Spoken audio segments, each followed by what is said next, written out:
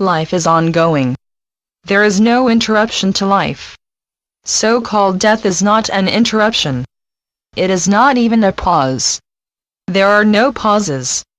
Are there such interpretations in the world? Yes, there are such interpretations aplenty.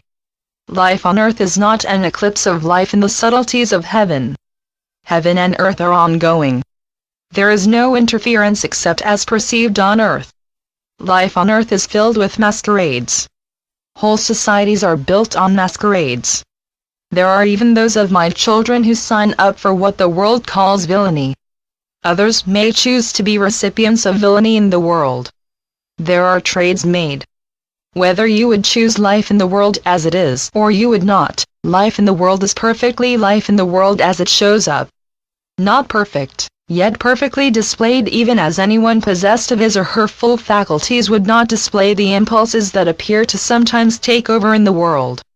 Who in the world would deign to take over the hearts of others, and who would come forth as lambs to the slaughter? Who would think of categorizing seeming others as victims or victors, and feel grand about it? How could any one of my children feel pumped up at another's downfall as if another's downfall were some kind of victory? There are various currents in the ocean, paddled and pedaled about in the ersatz world. How is it possible that the idea of enemy grew when oneness is the truth? There is one truth and a multitude of versions of it, and there are those who find virtue in sentencing another to death or imprisonment, as if these give happiness. Life is a continuum. Never was life meant to be a punishment of one kind or another. And yet, even so, life is open to interpretation. Not all interpretations are based on truth, most certainly not. And yet, there is the mystery of free will, and each human being finds out life for himself. There are many changes on earth. Life seems to go back and forth and round about, and yet it often appears that nothing has changed, and progress is effervescent, just as you, yourself, individually and collectively, do not always feel real on earth and cannot seem to ground yourself at the same time as you so desire to fly above life, as it seems to present itself in the world. Sometimes you deeply wonder where, oh where, is glory to life in the highest?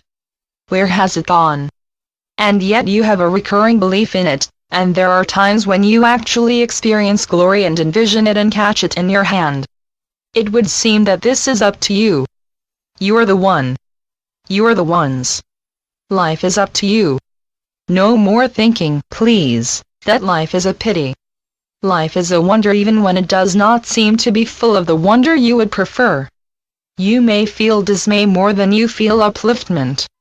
Lift the world higher.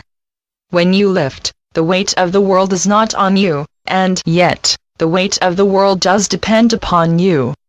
Hail to the King, for God is in heaven, and on earth, and I know not despair. Do not be a person on the earth who despairs. Do not uphold despair.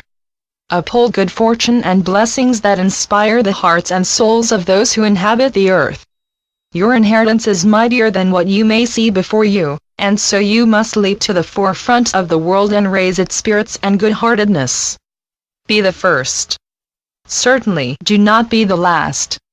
And, if you feel downhearted, then go forward just the same.